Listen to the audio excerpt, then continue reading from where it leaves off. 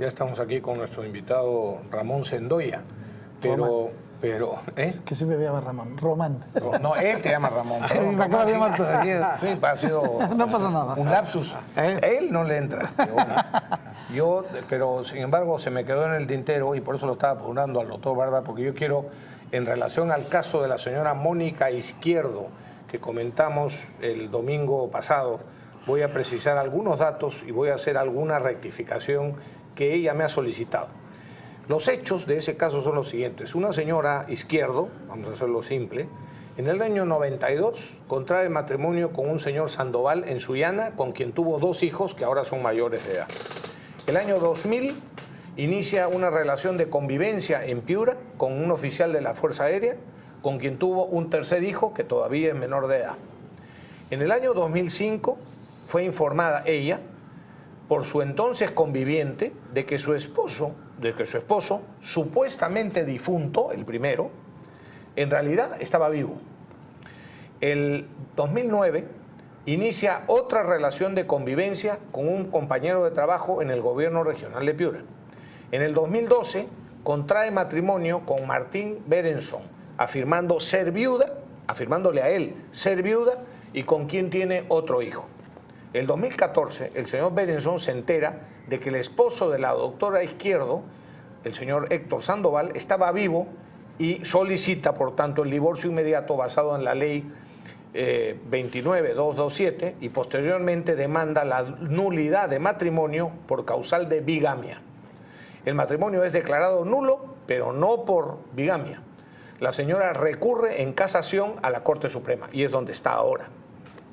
¿Cuáles son estas son las precisiones y las rectificaciones son las siguientes? 1. El nombre que yo di no es, como dije, Héctor Jesús Sandoval Núñez, sino Héctor José Sandoval Núñez. Rectificado está. 2. La tumba del supuesto difunto, yo dije que estaba en el cementerio Campofé de Piura. No está en Piura, es el Campofé de Huachipa. Pero donde no está enterrado ese señor, dicho sea de paso. Dice o decía el nombre, pero no está enterrado él. 3. La justicia no ha sentenciado por bigamia a la señora Izquierdo, porque no se ha declarado que ella fuera cómplice del engaño. Pero sí ha declarado la justicia nulo su matrimonio con el señor Berenson, porque su primer cónyuge sí fingió su propia muerte y eso originó el otro matrimonio inválido. La señora alega haber sido víctima de engaño por parte del marido y su supuesta muerte. Berenson, por su lado, sostiene que debe reabrirse la investigación sobre la base de que, 1, es raro que si fue engañada nunca haya demandado ni civil ni penalmente al esposo que fingió su muerte. 2, tanto su cuñada como su ex conviviente han declarado bajo juramento que la señora Izquierdo siempre supo que su esposo no estaba muerto. No son palabras mías, son informes o declaraciones de esas personas. Me pide la señora Izquierdo que rectifique porque ella no ha planteado la casación para cobrarle ni vivir del señor Berenson. Y me dice que este no le asigna pensión de alimentos. Sin embargo, ella misma en su carta me dice, el señor Berenson solo cumple con depositar 700 soles por asignación de alimentos para su hijo. O sea que sí deposita. Esperemos que la Corte Suprema y el Ministerio de Justicia cumplan con hacer un exhaustivo análisis del caso y actuar en justicia. Yo he cumplido con mi deber de precisar y de rectificar lo que había que rectificar. Vamos al tema. A ver, Román, encantado de tenerte para acá, Román. Qué gusto, igualmente, veros, de estar con vosotros. No pasa nada, hay que aclarar siempre. Las cosas tienen que quedar claras. Román, cuéntanos, a ver, ¿cómo fue?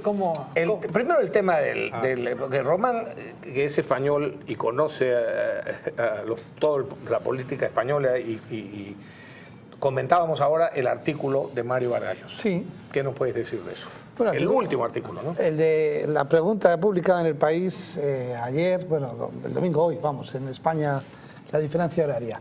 Es un artículo que se titula Indultar a Fujimori, en el que claramente expresa su posición, cuenta cómo ha autorizado a su hijo a contar en público una conversación privada, lo cual ya es una desfachatez. Pero bueno, es una cosa que, si es una conversación privada, no tenía que haber salido y se sabe por algo que ha pasado. Lo segundo, el artículo es una vez más es goebbelsiano, es decir, él mantiene como Goebbels que a base de repetir una mentira puede acabar siendo cierta. Y él sobre lo ha la historia- conseguido en España. Él lo ha conseguido en España. Es decir, la percepción que se tiene de Fujimori y de la época de Fujimori en España es esa novela de ficción que se llama El Fujimorismo, que ha escrito Mario Vargas Llosa, de que todas las cifras están infladas, todos los datos son exabruptos y además demuestra su falta de talante democrático, porque es esa asunción de odio que tiene por haber perdido las elecciones del 90. Y luego, el artículo responde, quizás a rebajar un poco el tono, pero dejar la amenaza pública y a nivel mundial, porque este artículo del diario El diario El País tiene los derechos de venta para reproducción en todos los países del mundo, Sí. y se reproduce en infinidad de periódicos. Lo que ha hecho es dejar por escrito constancia de su posición y de veladas amenazas al presidente Pedro Pablo Kuczynski, en el que él se atribuye una posición en el que si el presidente, utilizando su legítimo poder, que para algo es el presidente de la República del Perú, decidiera otorgar ese indulto, tiene que ser que por encima de él está Mario Vargas Llosa, que él es el que decide cómo tienen que ser las cosas, cómo se le tratará y qué pasará. Y es un tono mucho más moderado que el que se comenta por Madrid, que tuvo la conversación que tuvieron presidente y premio Nobel, el famoso escritor español que nació aquí. Escuchen esto, amigos, Sí, sí. porque Esto Mario es tiene un primicia. círculo de amigos españoles a los cuales les contó lo que realmente le dijo a Pedro Pablo, ¿no? Bueno, le dijo que si le daba dicen que dijo que si le daba el indulto a Fujimori, Mario Vargas Llosa se vendría al Perú, lo cual ya es una mala noticia para todos, pero no solo por venirse al Perú, sino que vendría a liderar la oposición, las manifestaciones y las marchas contra el presidente Pedro Pablo Kuczynski. Una clara amenaza en un papel de un señor que es español, que es escritor, que nació aquí, al legítimo presidente de la República del Perú, en un tono muy airado y muy violento. Es decir, eso es lo que se comenta en el círculo más cercano a los entornos del Perú en Madrid, ¿no? Pero ¿qué tal desfachatez? Bueno, es su obsesión. Es un chantaje. Es un chantaje, es una atribución de papeles que no le corresponde, es una posición profundamente antidemocrática, porque, bueno, si los peruanos eligieron a Pedro Pablo, será para que mande Pedro Pablo, no Mario Vargas Llosa. Sí, claro. Y luego, además, en el artículo, como siempre, claro, tiene un problema Vargas Llosa, ¿no? Que él se involucra, como sea, en todos los procesos electorales contra Keiko Fujimori, ¿eh?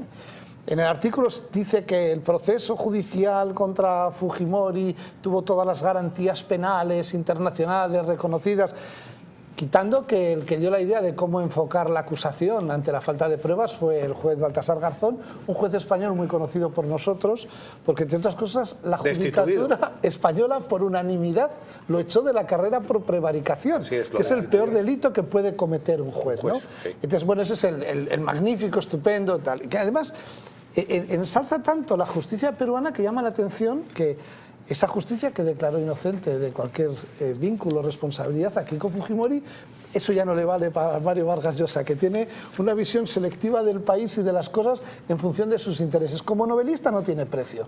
El problema es que él, cada vez que escribe una cosa de estas, jode el Perú. Utilizando esa frase que escribió de Zabaleta, el que jode el Perú es él, y sigue, y sigue, y sigue por un capricho y una obsesión personal. Porque hay que recordar que el Perú es uno de los principales inversores en este país, y con estas cosas que escribe y dice sobre este maravilloso país, lo que hace es hacerle daño, no al fujimorismo, sino al Perú, un país al que yo creo que le repugna porque no le hizo a él, a Mario Vargas Llosa, el marqués de Vargas Llosa, presidente. Fíjate que en el artículo dice: Fujimori no ha manifestado jamás arrepentimiento alguno por los asesinatos, secuestros y torturas que ordenó. Fíjate tú.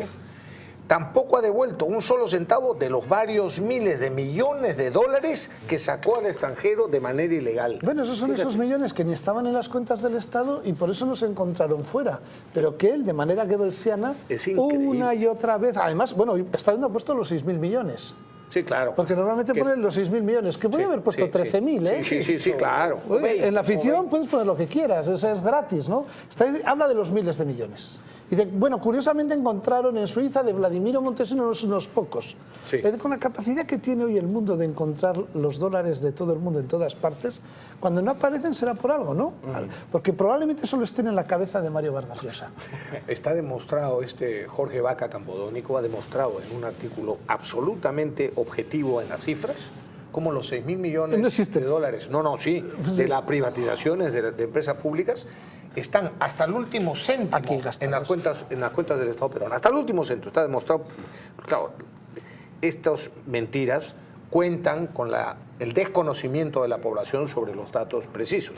Después dice, sería el supuesto indulto, el indulto sería no solo una ilegalidad, o sea, el ejercicio de la atribución constitucional es una ilegalidad, según él, sino también una traición a los electores que lo llevamos al poder.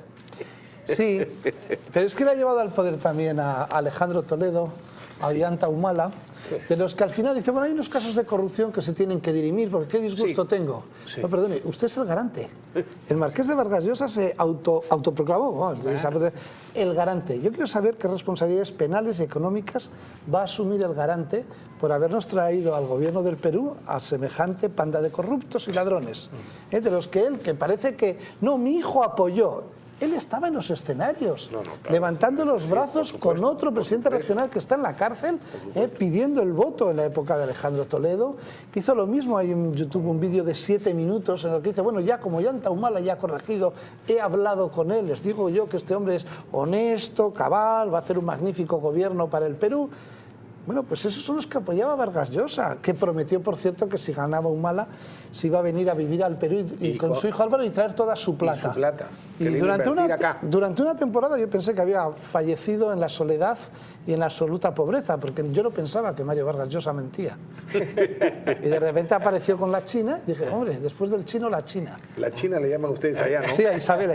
Presley, A Isabel Presley tú pones la China y todo el mundo sabe, en la prensa, en la radio. Nadie habla de Isabel Presley, hablamos de la China. Entonces, bueno, él ha pasado del chino a la China, vamos, es una cosa... Oye, vamos a hacer Breve pausa. una pausa y regresamos con la visión del Perú desde España. ¿eh? Ya, muy bien. A ver, pausa.